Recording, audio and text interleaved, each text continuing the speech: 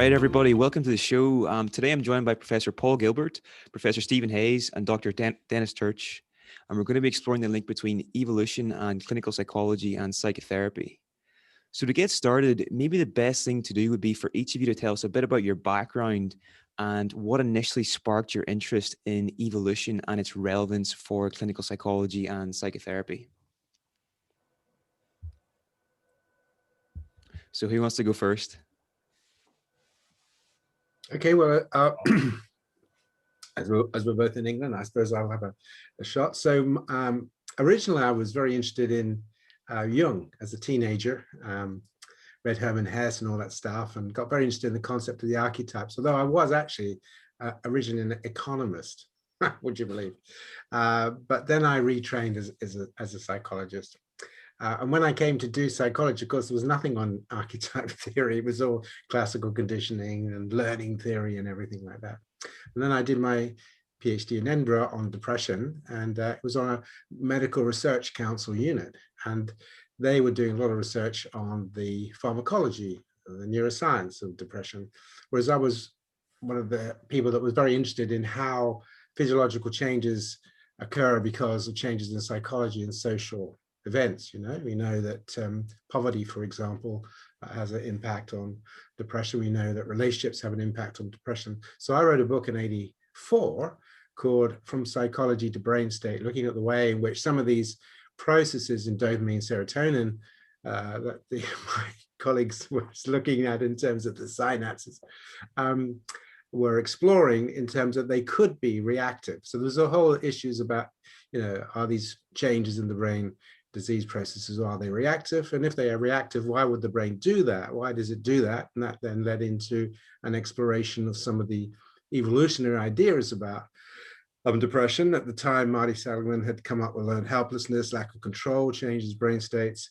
There was stuff on attachment theory, looking at what happens when animals, particularly juveniles, are separated from their mothers, caring, so on and so on. And then my area was rank and defeat. Look what happens when individuals are defeated and bullied and harassed. So that was me, really. And then I became very interested in the way cognitive processes can stimulate these underlying physiological systems to produce these changes in brain state. So forms of self-criticism, in a way, are forms of self-downing. Now, Steve's got some wonderful things to say about self as context. So I'm interested in how this, when you think of yourself as inferior and you're criticizing yourself all the time, you're actually stimulating systems which biologically are attuned to shut you down, because that's what has to happen if you're a subordinate and you're being attacked by a bully. You have to shut down. And so I've done quite a lot of research on that. So I'm very interested in the interactions between psychological processes, physiological processes, and the social environments, the contextual environments in which we're living. And I think there's quite a lot of overlap with what some of the stuff that Steve does and his interest. So that's my background. Can I just ask a quick follow-up question there, Paul? So are you saying that it was adaptive for us to sort of shut down if we were experiencing a bully in the past? In an evolutionary environment, if there was like someone that was a higher status primate that was like bullying you, it was like adaptive for us to shut down. But this has kind of become like, if this is self-criticism, the same thing happens. We kind of shut ourselves down because it's not really differentiated, if that makes sense. Yes, I mean, the point about it is, look, if you if you lay in bed and you have a sexual fantasy, I'm not suggesting you do that right now, but if you do that, you're going to stimulate a whole range of physiological systems that evolution has built into your brain. You didn't put them there. You didn't put all those hormones, cascade of hormones that will change your blood flow. But your brain won't really make a lot of distinctions of whether it's a real thing, really you're seeing, or whether you're imagining it, okay? So it's the same process. We've done fMRI studies, and we've shown that when people are critical of themselves, they're stimulating very similar, not entirely the same, but similar areas of the brain, which is if they were being bullied and put down and frightened of being hurt by a dominant, it's the same kind of areas. So yes, basically. Now, you've got to be careful though, because that doesn't mean to say that depression is adaptive. We're not saying that. What we're saying is that there are mechanisms which have an evolutionary trajectory, history, phylogeny to them, but the way in which we can stimulate them can be highly maladaptive, because of our new brain capacities. And Steve will talk to you much more about that in terms of the ways in which we think, perspective taking, thinking in time, self as context, all that stuff. Those kinds of processes have the capacity to stimulate these underlying evolved systems, which can actually make us anxious or paranoid or depressed. But we're not saying that means that depression is adaptive. Because we're not saying that. We're saying that the mechanisms of shutting you down in certain contexts, be it through helplessness or whatever, we have an evolutionary story for that. Thanks very much. So who wants to go next? I can, if that works. Is that all right? Yeah, 100%. Good. Okay. So the brief origin story of why I'm here having this lovely conversation with everyone is that I was a person who was very interested in Buddhist psychology and was studying to, become a Buddhist priest, and decided that that wasn't for me as a way of career, and so I went back to grad school to study psychology in the early 90s because it seemed like that was a little bit more like viable with the mainstream kind of American existence at the time. And I wasn't alone in this desire to like blend contemplative practice and mindfulness and compassion and things with, cognitive and behavioral therapies. It turns out that was a part of a zeitgeist. I feel like the aging hipster who was like into it before it was cool sometimes, I kind of like liked the band and liked their early stuff, but it was a really actually very beautiful and very life-affirming experience when I got out of school and early 2000, and had the good fortune of working with people like Bob Leahy, who was actually far more open-minded than many people in the CBT world, actually, despite his sort of being a firebrand in some ways, but actually really open to compassion-focused therapy and ACT and things like that eventually, and introduced me to my wonderful friend Paul and wonderful buddy Steve. And as a result, kind of just took a deep dive into both the science of behavior analytic approach to psychological flexibility, mindfulness and behavior change in the ACT and contextual behavior science community.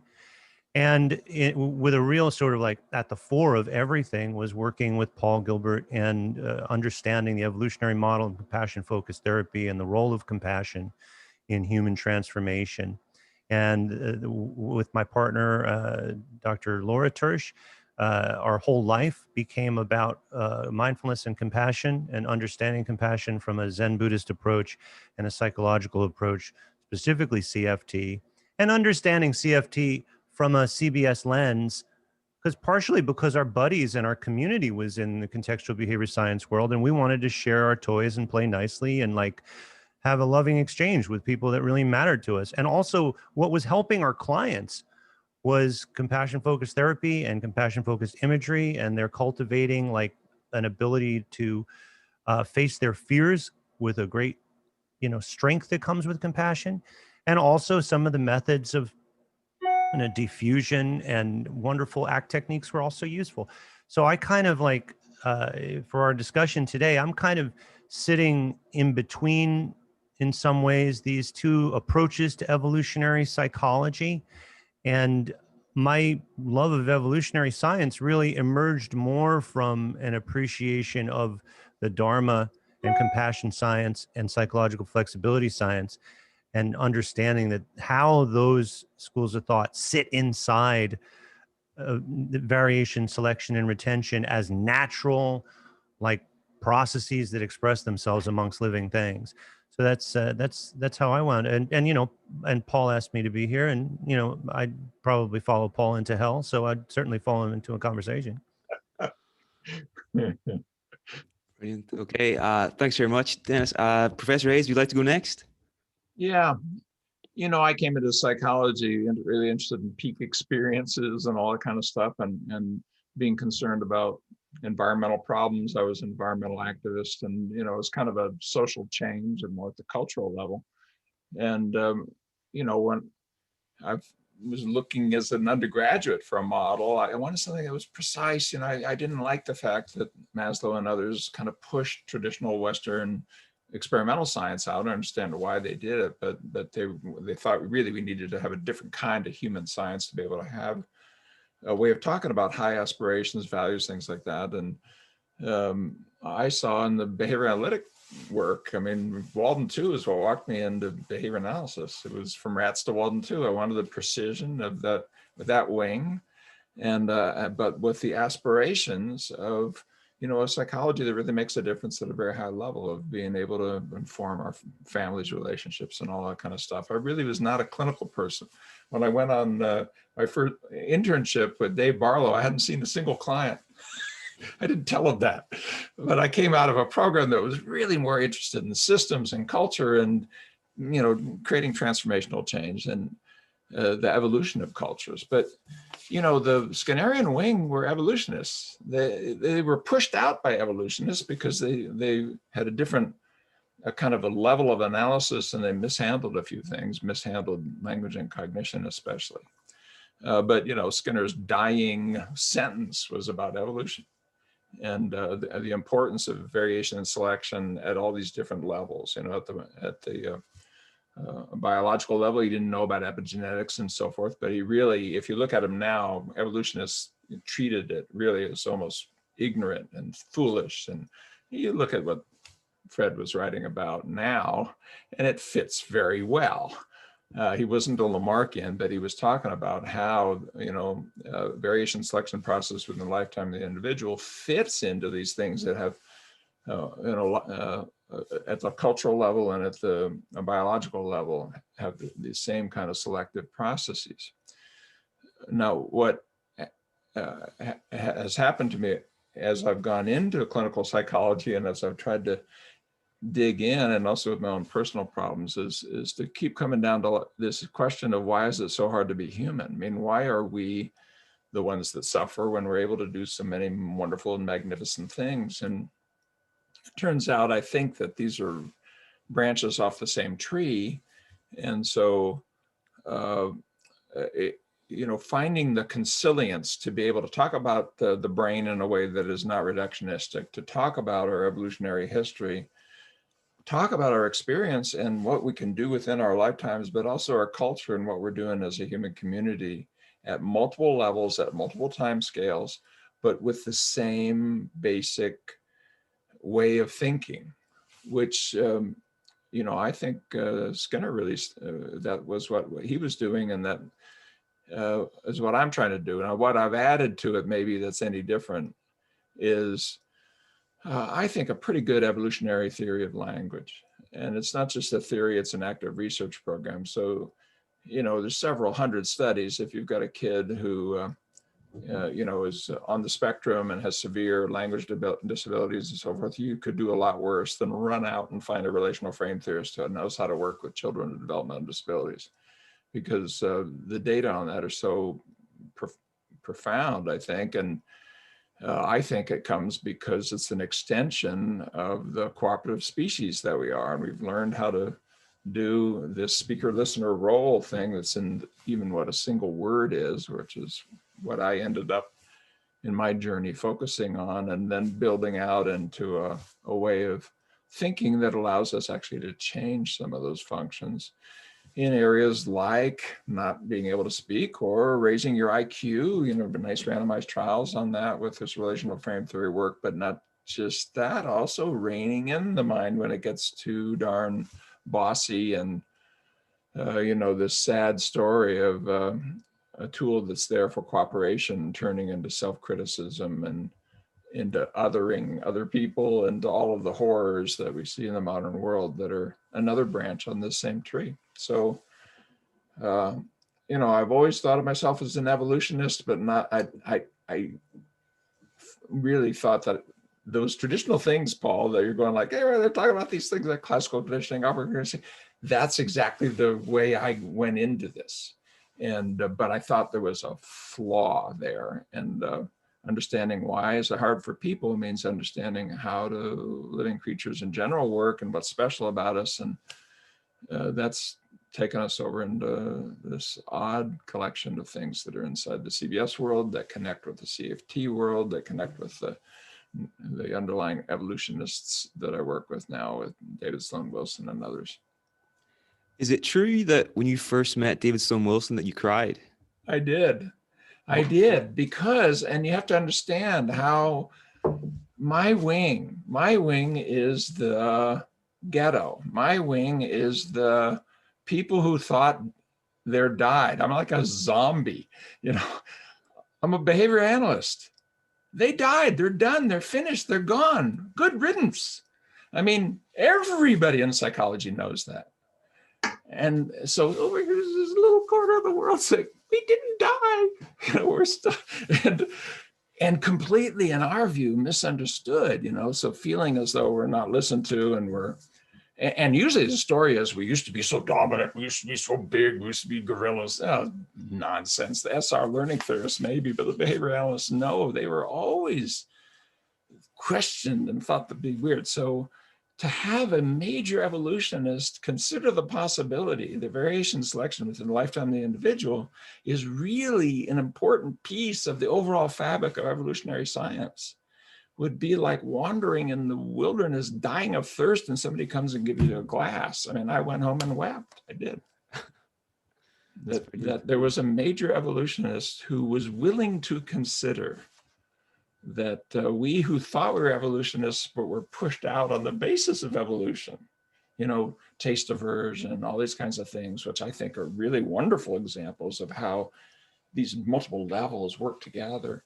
So yeah, I did. And I still, it's a remarkable thing that people like that are willing to consider us. There's many, many others, Pinker and others, who still will happily beat us like baby seals. You know, we're the worst of the worst and the lowest of the low, and evolutionary psychology, etc. So we're in a conversation, though. I understand that. And I'm not trying to make them out to be bad guys either. Mostly they don't really know what we think.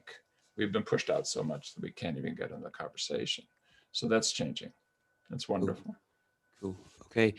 So the next question I'd like to ask, and maybe we could go back to Paul with this to start with. Why is it important for a psychologist or a psychotherapist to be aware of evolutionary theory, and also how has evolutionary theory informed your own work with your clients? You know, how has it changed the way you approach your clinical work in any way?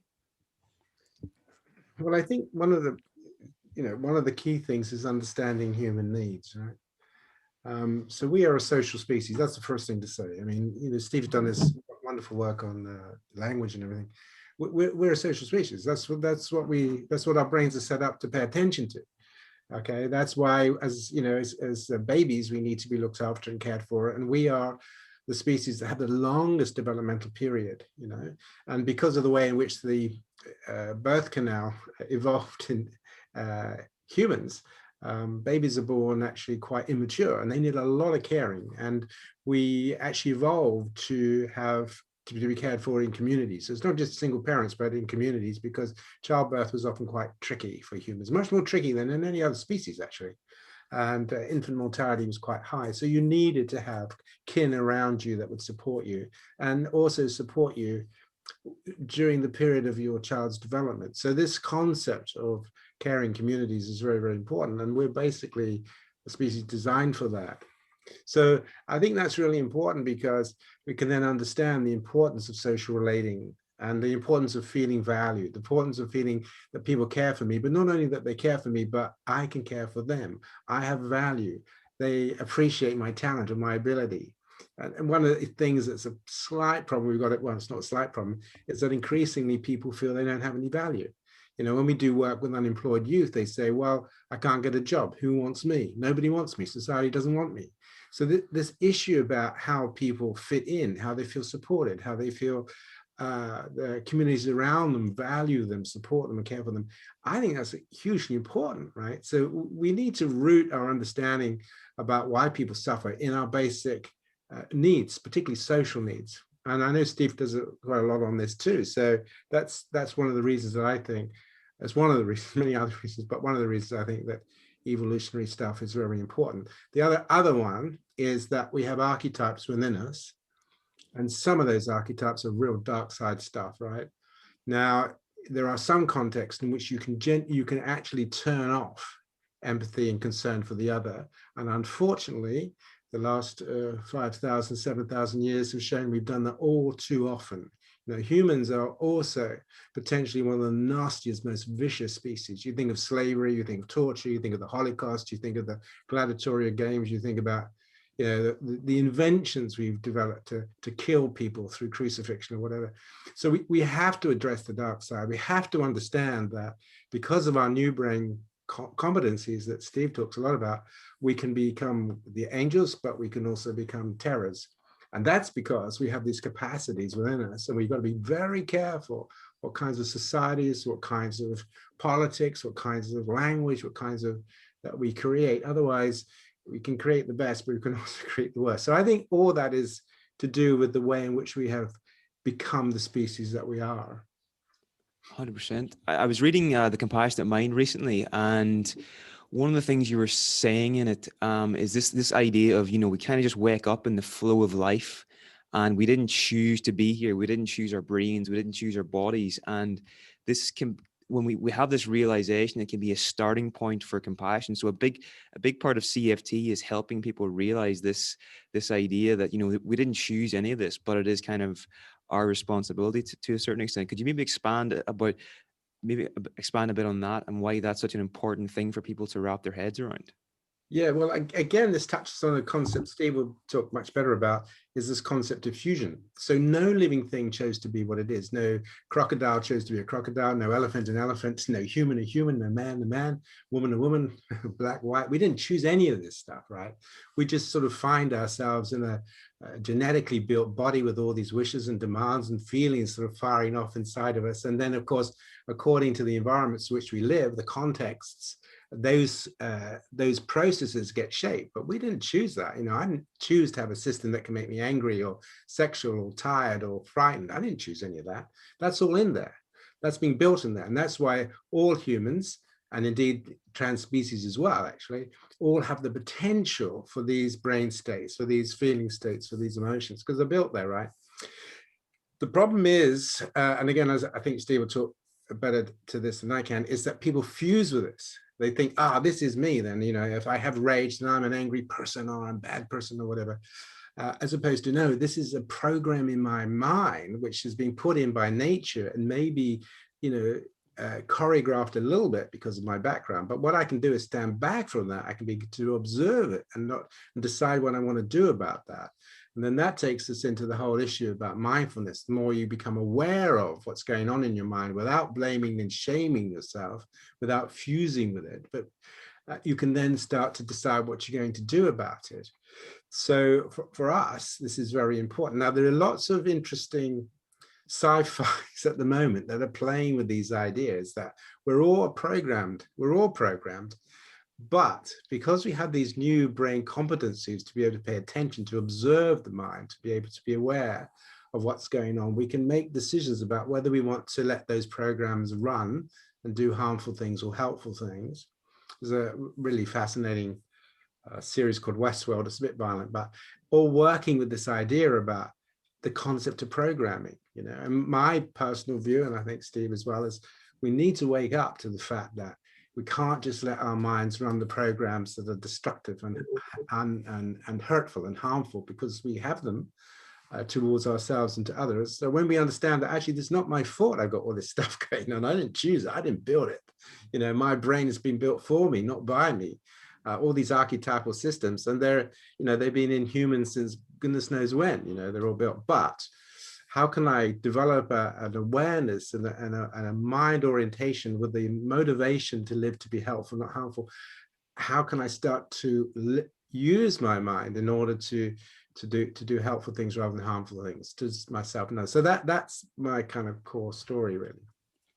Brilliant. So in summary, you know, it's not our fault, but it is our responsibility. That's exactly to manage it. That's the motto. Yeah, I mean, there's so many things, isn't there, that aren't our fault. This virus isn't our fault, you know. But it's our scientists are going to have to, that have developed the vaccines. We can't just sit around and wait for, we have to do something. We've got ourselves into a state with climate change, which is, we could say it's not really our fault, any one person, but collectively we have to decide to take responsibility to do something about it. So the importance of taking responsibility, regardless of whose fault it is extremely important. Don't worry about who caused it. Don't worry about blaming. Just worry about, okay, so what would be helpful? What can I do that would be helpful? And that's in many ways a scientific question as well, because we don't always know, you have to work it out. But at least we can put the point, was if you get into blaming and shaming, when you're trying to work with this mind, which can be pretty ferocious, people can have some pretty nasty fantasies or experiences or whatever, that divert you from, let's forget about shaming and blaming, and let's actually think about, so what would help me? What would help me in this moment? I'm feeling enraged, so what would help me right now? What would be, how could I ground myself and just be in control so I can control my behavior? Because that's the key thing.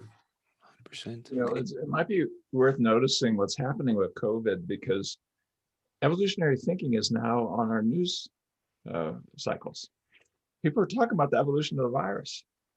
And, evolution, in the United States of America, something like half the population doesn't even believe it's a fact.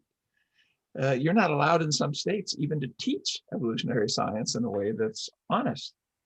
You have to, mention creationism, and in many private schools, they will have entire courses on creationism. But the virus of that we see in the form of what shows up in, for example,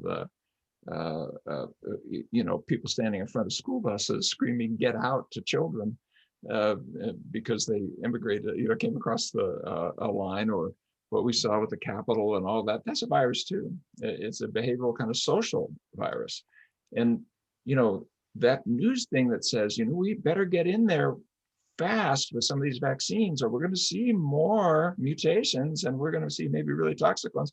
Well, because sometimes they even will say things like selection pressure, thing like that.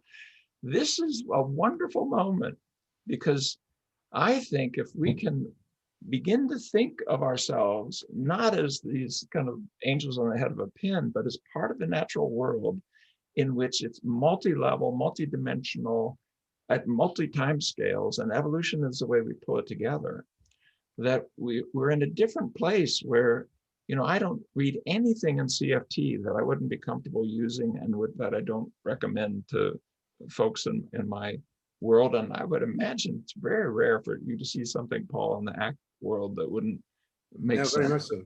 Because we've recommended your book and things. Yeah, and I think what's happening ultimately, even all these names and stuff are going to change, because we have people working at multiple levels and on multiple dimensions.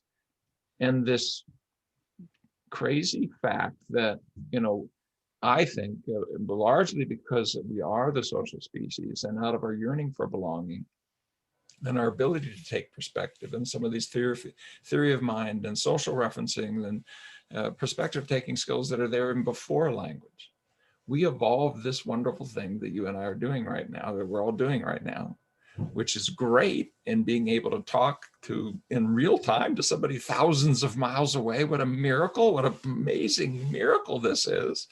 And this same tool can produce, in the social media and stuff, people who are QAnon adherents and so forth. And so we have not learned how to rein in the problem-solving mind that came out of this cooperative mind, which is where it started. The simple fact that I could say apple and maybe get one from across a ravine if I'm a member of the troop, being able to take both speaker and listener roles, and this symbolic learning, relational learning, and then that capacity being blown out by our cultural evolution, and being able to then use with problem solving and all the wonderful things we've done, some so fast we haven't had time to adjust to it. I mean, written language is only a few thousand years old. I mean, my God, never mind what you and I are doing right now. And so, it's turned on us, and our spiritual wisdom traditions are first ones to try to rein it in. Now the psychotherapists are in there. I think when we get the consilience that comes from an evolutionary perspective, the psychologists, yes, the behavioral scientists in general, yes, of course, but all the life scientists, but not just that, the political scientists and the folks who want to see more adaptive culture and the economists and the, you know, this vision, that this journey we're on has never happened before in humankind, where we're going to take the best theory that's ever been developed in life sciences, which is evolutionary theory, and make it real and applicable to people in their common day affairs. And the stench of the Second World War, you know, that if you applied evolution, it means people die, it has to be washed away. Applied evolution should mean that we're able to manage, to take responsibility for these cultural viruses and these cognitive and emotional viruses, metaphorically, and well as the physical ones and so forth, and work in community with our fellow humans to bring the best of our Western science even back to things like what produces peace of mind, what produces connection and wholeness, what empowers us to live a more values-based life and to be kinder to ourselves and others. And so it's an exciting journey as people appreciate what's happening here. Something profound is happening in psychotherapy, psychology, behavioral science, and the larger vision about how we're going to work together to create a world that's supportive of our children's children.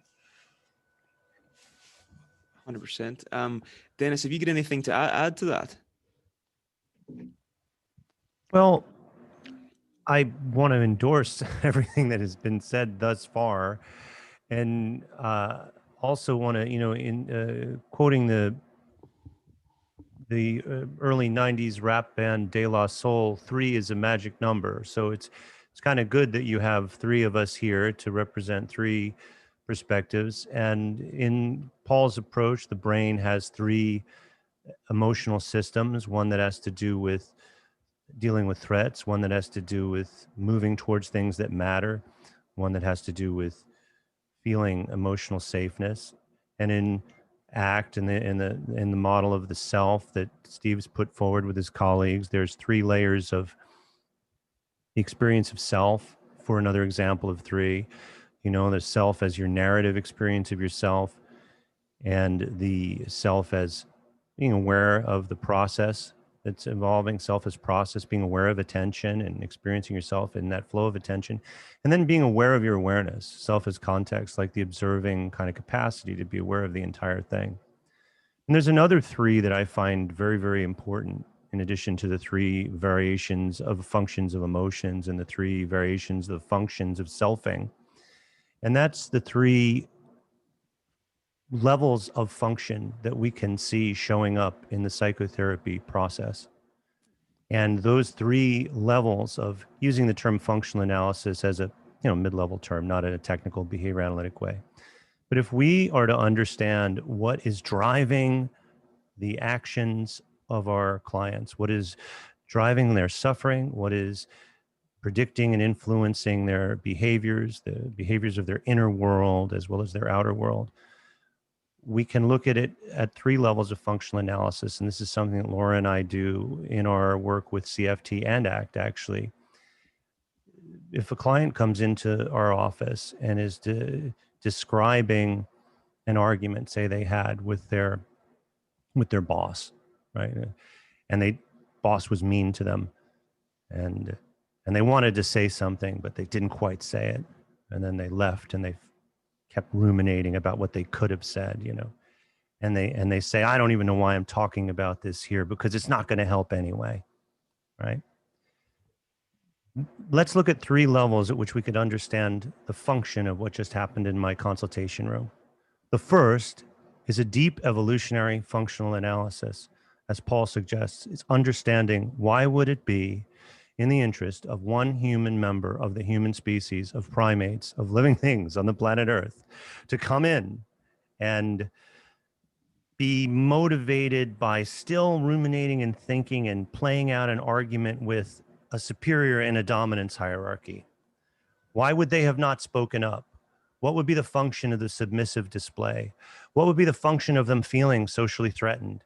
What would be the function of that for a member of the human race? And Paul's work on weaving dominance hierarchies into clinical psychology, the work on understanding the function of anger as a threat-based emotion, understanding that functional analysis in a deep context, we call it the deep context of evolution, can be very healing for clients. They don't have to blame themselves anymore. They can say, well, no wonder I was so worried about my job. No wonder I didn't speak up. No wonder I get so sensitive and so angry, you know, if my boss gives me feedback, because it's not my fault. This is how my brain has evolved. So there's that level of functional analysis. There's also the level of functional analysis of a person's learning history, of their family of origin, of their attachment history. What in that person's personal history would have made them particularly sensitive to rejection from a patriarchal figure? Would it be evoking and re-experiencing trauma memories of a father who was cruel? Would it be a playground bully? How can we understand why this is happening for that client in terms of their personal history? And then also, why is it happening in that room? What is the functional analysis in the psychotherapy relationship of that person telling me about something they did that they're disappointed in, and then telling me that I can't help them? Let me look into my own emotional response to that client and understand what the function of their evoking in me a sense of powerlessness. Do they want me to resonate with their experience of powerlessness? Am I becoming an attachment figure who would love to help them but can't? Perhaps an echo stimulus generalization of a maternal figure. So that nuanced understanding of the many layers of functional analysis, to me, is like a key that unlocks so much more possibility for personal change in psychotherapy. And understanding that in terms of processes, evolutionary processes in the context of evolution, learning processes in the context of an individual's learning history, and the behavioral processes of social reinforcement and attachment dynamics as they're played out in the psychotherapy relationship are three central dimensions of evolutionary psychology that cuts across everything we're talking about. And that has changed the lives of my team and the people we train. And that's why 3 is a magic number. Very cool. I'd be curious to ask you, Dennis, because you use both approaches in your work, ACT and CFT. Which did you come across first? And do you think this is a good combination for a therapist to sort of bring together ACT and CFT? Yes, I came across ACT first, and I engaged very deeply with CFT before I engaged as deeply with ACT. And I did something interesting to me, which is I listened to Paul and Steve and believed what they said. And if you do that, you will find that good things happen and you will also be confused. And this is what I mean. Both Paul and Steve and both ACT trainers and CFT trainers said a very similar thing. They said it's about the science, not about the brand name of the therapy. And it's about first principles, and the data is your friend, even if it's not friendly. And compassion-focused therapy is not called compassion therapy. It's called compassion-focused therapy. So it's a way of bringing compassion as an active process variable and an area of emphasis to the therapy you already do. And the psychological flexibility model ostensibly was not a package or a toolbox, but a process model that you can apply to the therapy that you're doing. So I trusted them both and said, well, okay, then why couldn't we apply the process model of the psychological flexibility and relational frame theory to an approach to therapy that involves compassion as a first principle and as the primary process that you're targeting in the therapy? And to me, they seemed to be extremely compatible. You know, so often what we do could be construed as compassion-focused therapy with a contextual behavior science orientation.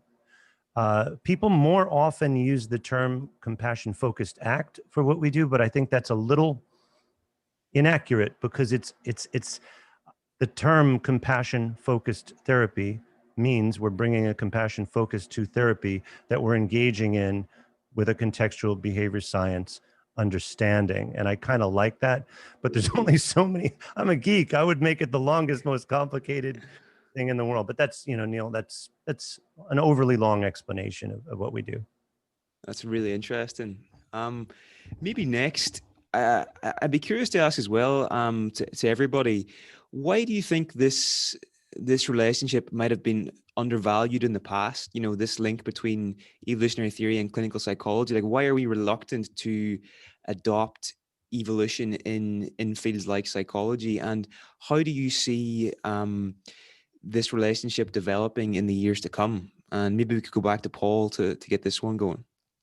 Yeah, it's a great question, Niels. I mean, I'm a little bit like Steve in a way. I read a book called Human Nature and Suffering, which is all about, you know, biological motivational systems for cooperation, for attachment, for status, and all the rest of it.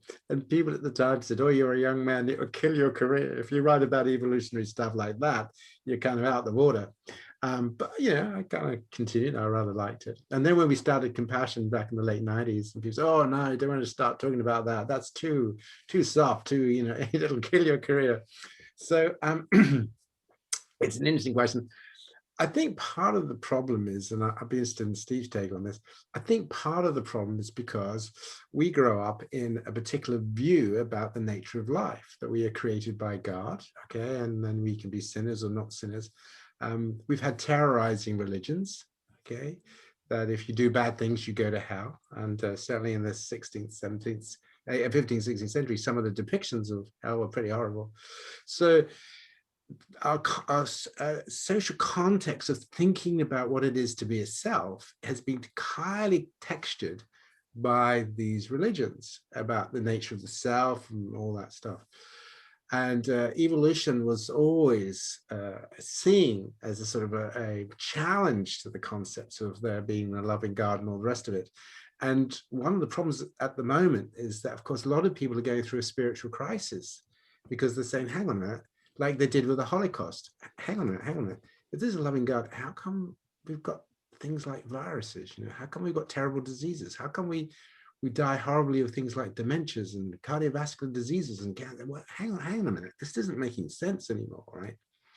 So I think we're at a crisis.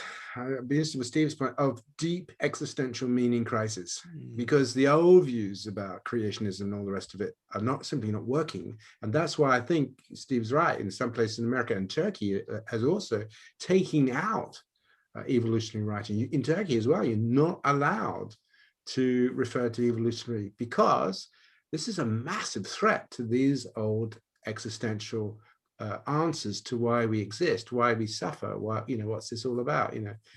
So we're entering a phase of this crisis of coming to terms with the fact that actually life is fragile. We are all fragile beings, you know. We're here for what, 30,000 days.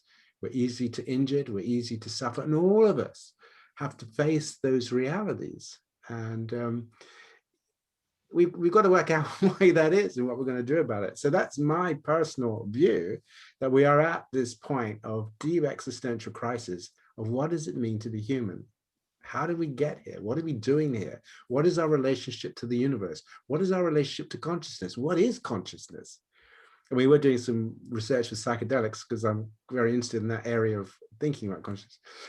So I think it's really quite an interesting time, as Steve says, because we've got to really understand, bring the science into this is what it is to be human. We are a biologically created being. And as such, we have all these motivations and emotions built into us. And we have to learn how to work them, because if we don't, they will work us, and then we can be in trouble. That's really interesting. Okay. You know, I think the inability to connect this comes from a couple of things.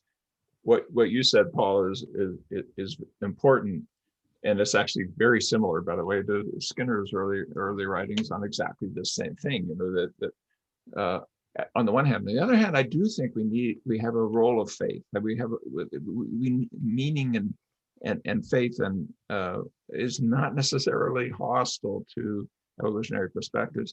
The evolutionists went through Genecentric era, you know, when in the synthesis that so dominated, you know, that to this day, it's really hard to get an evolutionary text that won't say things, you know, like the frequency of the genes in a pool as the definition of what evolution is.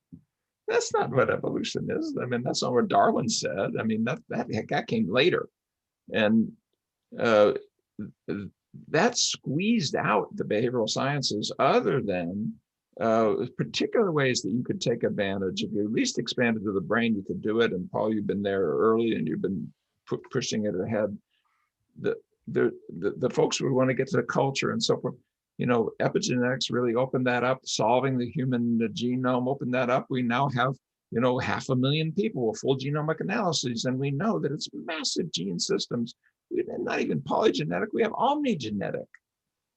Every single gene can be involved in particular phenotypes and so forth, and it's massively regulated by environment and behavior. That's what it evolved to do. That's what it evolved to do. And so, boy, is that complex. Well, tough toasties. Some things are complex. Physics is complex. Biology is complex. The life sciences are complex. But here's the wonderful kind of message in there is that we can create an applied evolutionary perspective.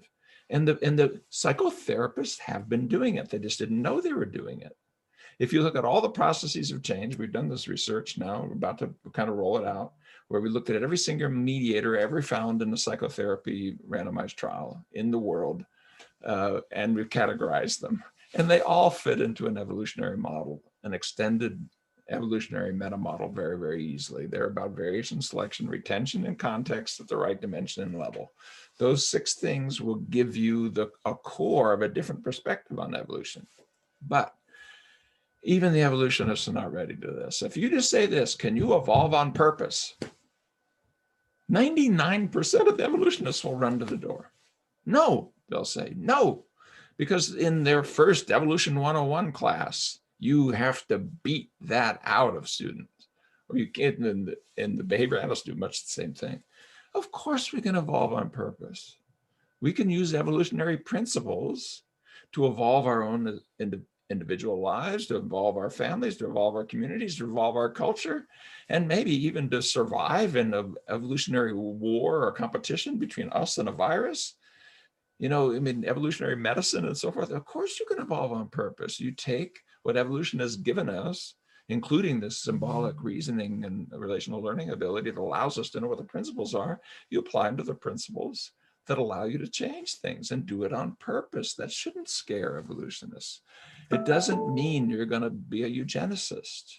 It doesn't, you know, these are really bad evolutionists. Hitler never was not a Darwinian. So some of the history is wrong, but I think we have to get over the cultural trauma of the Second World War, the prohibitions from the evolutionists, the genecentric era that needs to be let go of. And now we have an extended evolutionary model that is multidimensional, multi-level, multidimensional, and we need to harness that to application. By the time we actually get to having lectures with school teachers that help them do a better job of teaching, or with people who are running their church groups about how to get better cooperation inside their groups or whatever, using evolutionary principles, which we're there, we can do that, we can help them.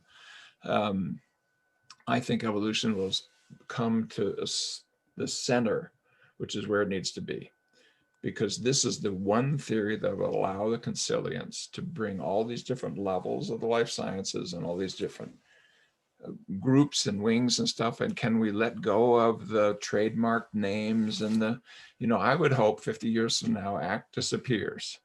What I hope is there is a process-based approach. I'm sure psychological flexibility principles will be in there. I'm sure compassion will be in there. And I'm sure some of these important things like values and so forth will be in there. And how we then put them into individual lives, into small groups, and into the culture, and also use them with our physical health and being able to take care of our bodies and so forth. That's what Western science can do magnificently well. We can solve this issue. But I do want to say this one other thing. This issue of meaning and purpose, this should not exclude things like leaps of faith. I mean, it doesn't mean that you can't be part of a faith tradition. It doesn't mean that, I don't think. And after all, it's supernatural. It's not pretending to be natural. We have that capacity. We can say, I mean, if you say what I want to be about is my children's children living this way, whether that's rationalized in a spiritual language or rationalized in a, evolutionary, monistic material language, what difference does it make? I mean, I think we need to religion and faith has had a role in our species.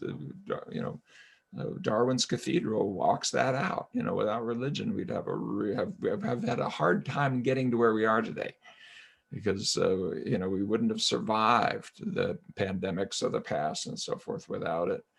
So finding a way to square even that circle, that would be fun, and maybe the evolutionists can help even with that.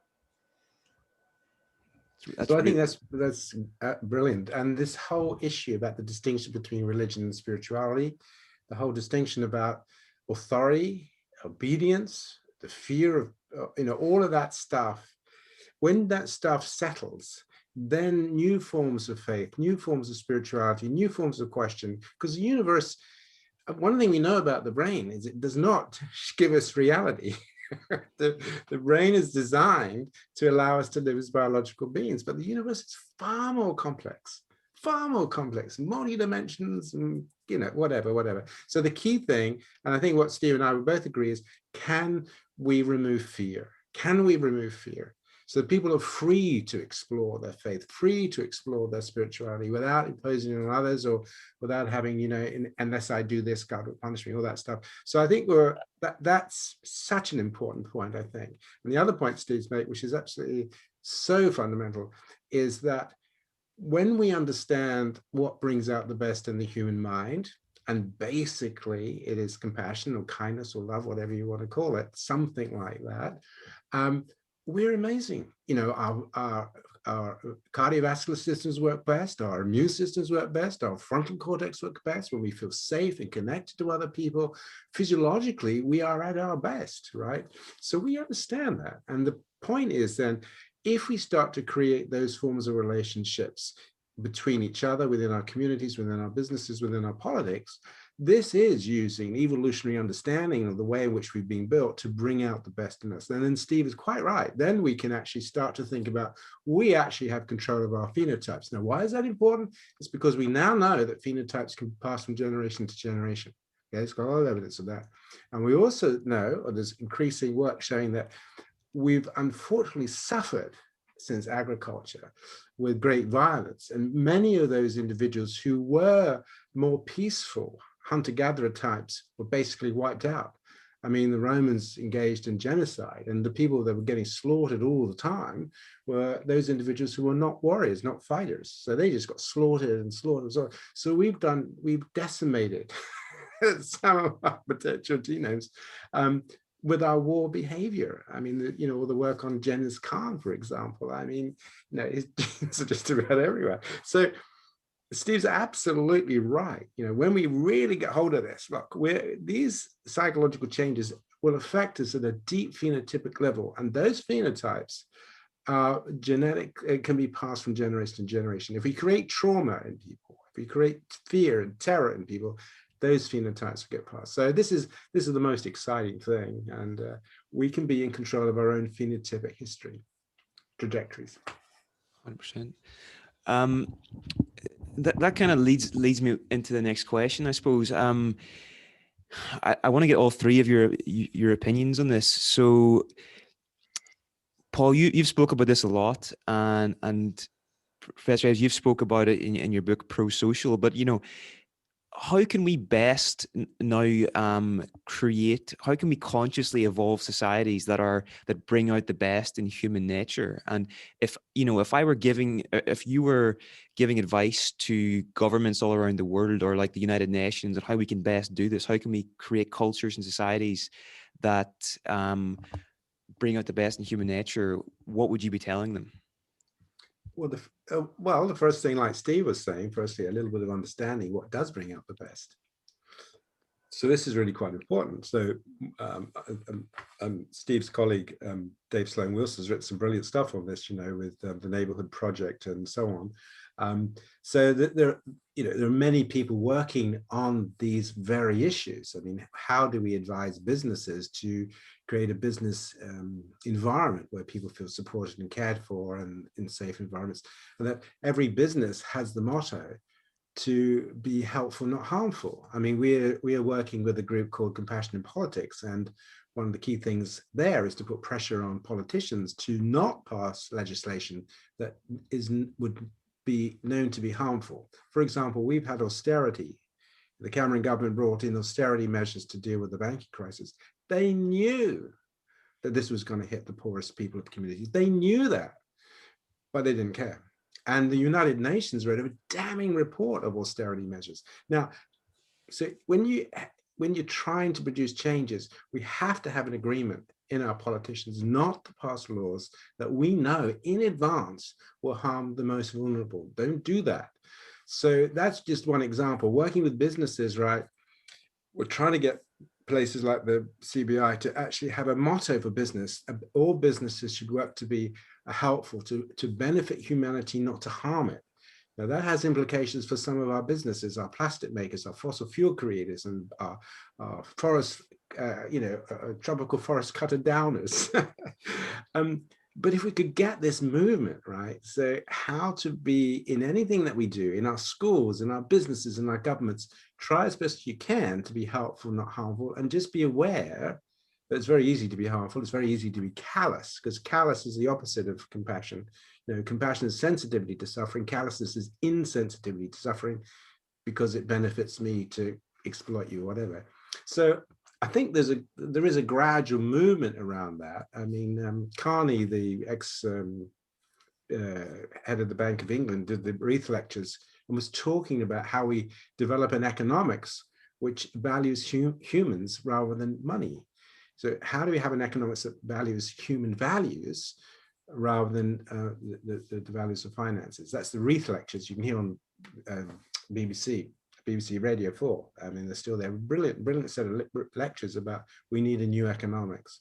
So there's a huge, and I think Steve would pick up on this. There seems to be a huge movement. There's this sort of echoes, this cauldron, these bubbles are bubbling around in different places within philosophy, within economics, within business, within medicine, and psychology, of actually what is it that brings out the best in us? How can we reduce fear? You know, how can we reduce fear? How can we give people confidence? How can we give people a sense of enthusiasm for what they do?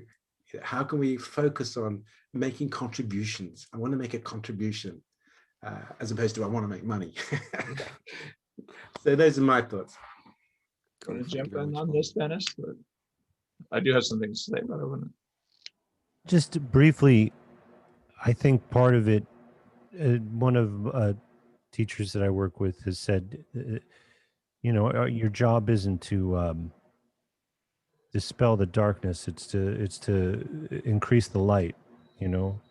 So we can create contexts that nurture and explicitly train in young people, like capacity for compassion, capacity for wisdom and strength and resilience and psychological flexibility, and bake in appropriate training to develop those human capacities across the educational spectrum, and also find a way that the actual facts of what happens, let's start with actual just facts, so that in the political sphere and business sphere, we can actually share facts rather than constant stream of misinformation.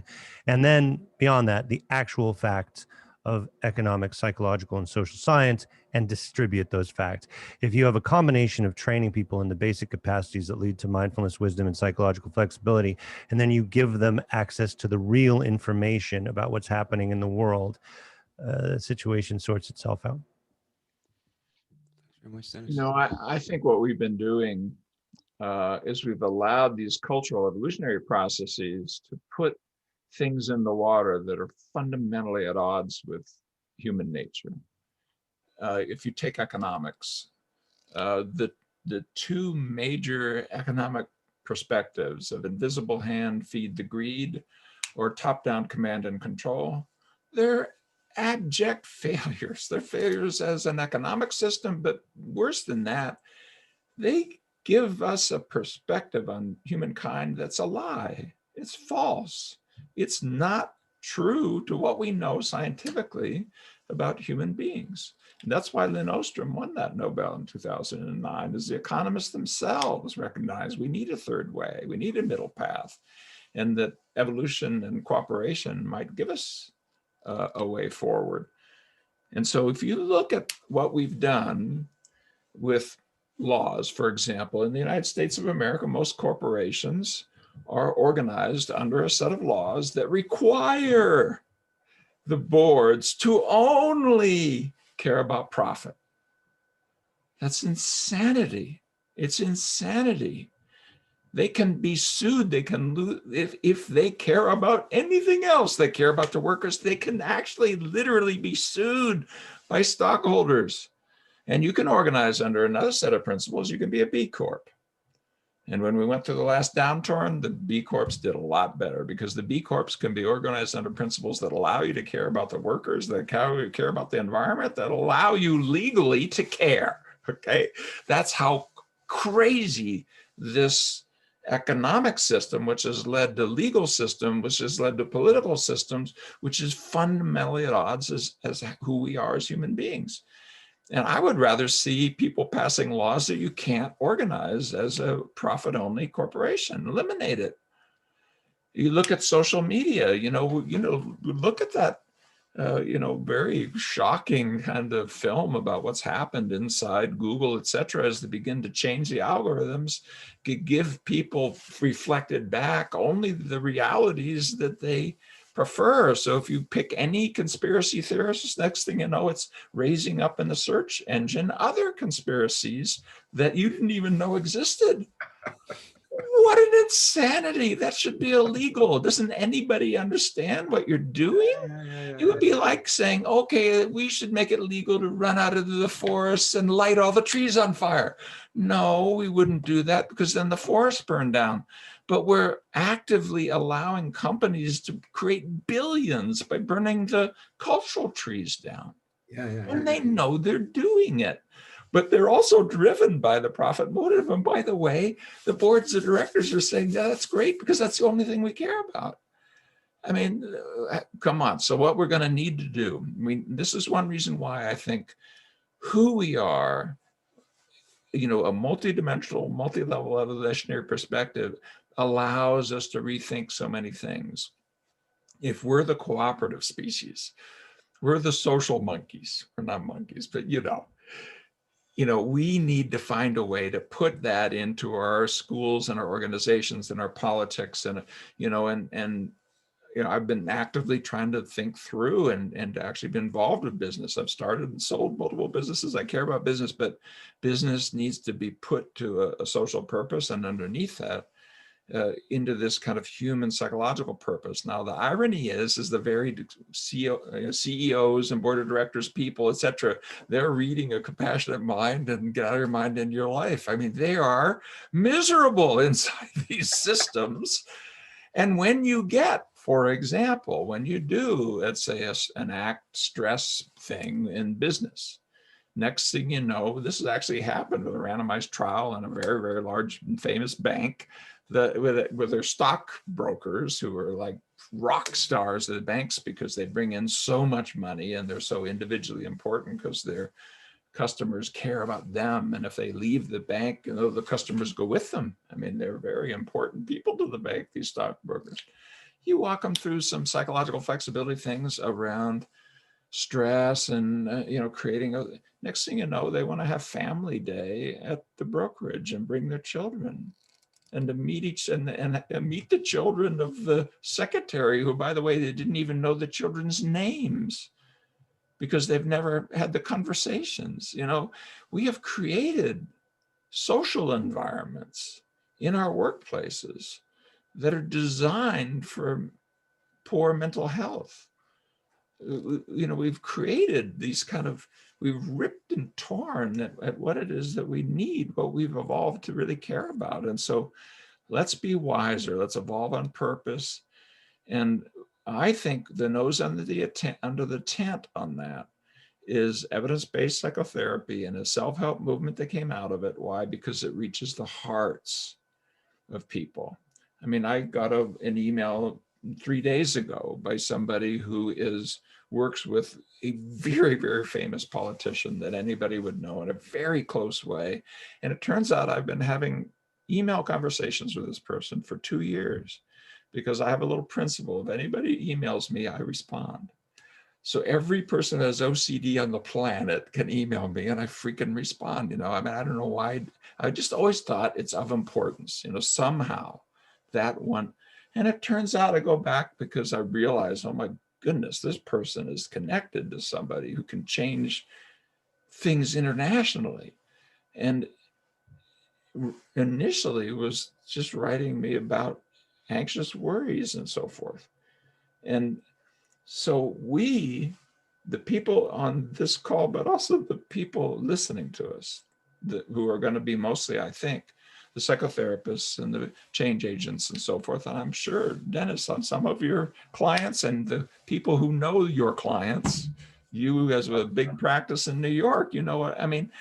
We have our hands on the lever of the culture in a really important way that goes far beyond that individual, because that individual is part of a family, a group, a business, etc. And when they learn how to be more open, more caring, more compassionate, more values focused, more mindful, and they see the transformation that it puts in their lives and their children's lives and the relationships and so forth, let's carry that through the next level. Not in an arrogant way. We have to be very careful. We could make mistakes. Don't just turn over the politics to the damn psychologists. But yes, get us in the room. And when you're talking about COVID or you're talking about the economic problem or immigration or something, couldn't somebody say the word psychologist? Couldn't somebody say behavioral science? Why is it only the political scientists and the economists and the technologists and so forth? I mean, my first book was Environmental Problems, Behavioral Solutions. We're never going to solve the problem of the environment if we can't reach human behavior of, you know, many, many millions of individuals. How's that going to happen? It's going to happen out of these very processes. So there's a lot of things that need to happen in our laws and our regulation, and our culture and our businesses. And I think we have an important role out of it. And evolution can give you the one theory that gives you the consilience for all hands on deck, in humility, listening, not just speaking. Can we work out in a data-based way how best to evolve as a human species, as a culture, as individuals, families, communities, and groups? How do we best do that and solve these challenges that are in front of us that, if we don't solve, threaten even our existence on the planet? Thanks very much for sharing, Steve. That's a really interesting perspective. I think that's all we've got time for. And before we go, I want to say a huge thank you to all three of you for just taking the time to do this and sharing some of your wisdom with us. Before we go, have you guys got any kind of follow-up resources for people to check out after this conversation that you'd recommend that are kind of good follow-ups from the topics we've covered today? Well, yeah, there's always our websites and things you can think, but I think what we've seen today is this common purpose to try to find a way in which we can use the brains that we've evolved the way we are, you know, what you call our oxytocin systems or vagal systems or whatever it is, our basic human needs to be connected. Now, there are many, many different levels of that connectedness. If you're into Buddhist meditation, you say everything is connected. We're all interdependent in all the universes of consciousness, you'd say that. But also, I think, as biological beings, what brings out the best in us is to feel safe with each other, to be able to see the smile in the eye of the other, right? This is so important. And to know that people are working for the benefit of you and for your community and for your business and so forth. And Steve is so right about this whole issue that, you know, money has had its day. We obviously can't do things that are unprofitable or all going to go bankrupt. So it's all about balance. But this idea, right, this basic idea that we form businesses to benefit humanity. That's what we are about, right? That's the whole point. How can we use our entrepreneurial skills, our investment, whatever, for the benefit of humanity? How can we do that? Because it's very easy not to do that. So I think that's what I hope that people will take away from this, is this combination of what Steve calls consilience, this bringing together of these different approaches. But ultimately, all of us are trying to work out how to create a future where we use the nature, our understanding of our evolved minds and our evolved needs and what does bring out the best in us for the benefit of humanity. And that's the psychological, many other people are important as well, but we have to bring that knowledge so that people in businesses, like politicians, like in schools, can begin to use it. So I find it very exciting. I was very inspired by what Steve was saying. I find it all very exciting. So thank you, Paul. Dennis? And Dennis, what Dennis was saying too, because Dennis didn't have a chance to talk much about politics, but I know Dennis has the same sort of views. Well, I didn't try something a little different. Like, I'll invite any listeners to do a little behavioral experiment, right? So yeah, my website's mindfulcompassion.com, and compassionatemind.co.uk is, the Compassionate Mind Foundation in the UK's website. And, Steve will talk about the CBS resources and stuff. But, also, you can check me out on Twitter. I post all the time, and it's a beautiful little community we have there kicking around. But more important than that, what the hell? Like, rather than go to my website, before you do, why don't you go to, like, if you're in America, go to nokidhungry.org, or, if you're in the, in Europe, go to like actionagainsthunger.org and UNICEF. And rather than endorsing anything we do, why don't you like donate like $5 or $10 to hungry children, and think about whether or not you want to do it first, and then do it. And then see what it feels like to consciously know that you did that, like afterwards, that you actually did something that could contribute to the good in someone's life. Now, you're probably listening to this, you're probably like a psychotherapist. You might already donate to these charities. You probably donate to more than that, or maybe you're an educator and you already give way more. So I know I'm preaching to the choir, but that's not because I think I need to change your mind. I would like you to have the conscious experience of what happens beyond self-compassion when, in a mindful way, you deliberately engage in a conscious act of compassion, and see what it feels like in your body. See what it offers you in new behavioral options to deliberately evolve, even just for 1 hour or 5 minutes, by donating. And I'm going to do the same thing, and I'll see what it feels like. Maybe it'll feel terrible. Maybe I'll become a really mean bastard after this. It just occurs to me that would be a neat little experiment that anybody listening to this could do. And who knows, like maybe a few of us, we could help some people out, even in just a small way. And that's the most important thing. We're all in it together. And if it's not about love, it's not about much. So thank you for having me, Neil. Thanks very much. Thanks. I want to go back to something that, Paul said, that we, on the one hand, we can be such compassionate and wonderful species, and on the other hand, we are the worst of the worst at our worst. There's no species more vicious, more warlike, more harsh. And I think, this greed is good, or command and control kind of thing that we've got in the world, where we need a third way. We need to understand that, yes, you can produce greedy people. You can produce violent people. You can produce an us and them that somehow makes it okay to shriek at 4-year-olds, get out, in front of the school bus, and that horrible thing that happened in Arizona when the children were coming across the border. So what we have to actively create a context in which cooperation, compassion, and caring can be the core of who we are. If you destroy the context, that capacity that we have gets diminished and never disappears, but boy, gets squeezed down. And I think we're seeing it in the modern world because we're doing unwise things. So if you want to see some of these efforts to link psychological flexibility to, for example, Lynn Ostrom's design principles about how you create positive pro-social groups, go to prosocial.world. It'll expose you to technology that will help you sort of think that through, and a bunch of evolutionists and so forth in areas like economics. Evonomics is a really great website walking through that. If you were interested just in my work, stephenchayes.com. But if you're a professional interested in the ACT work, contextualscience.org. And you'll find in the contextual science community, it's not just the ACT community. It doesn't say the Association for ACT.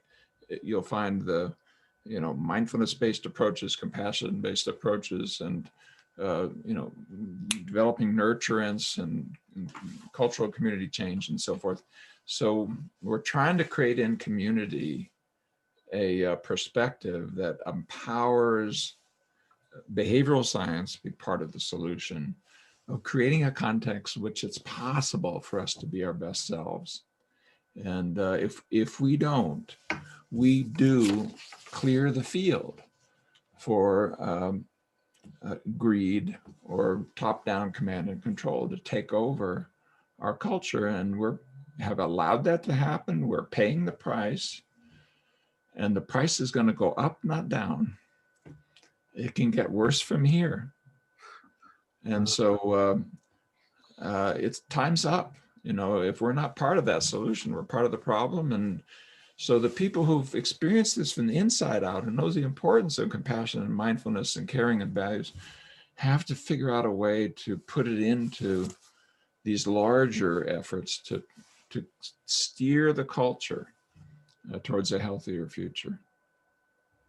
So those are some of the resources I give to you, and thanks for the opportunity. And Paul, I enjoyed this so much, and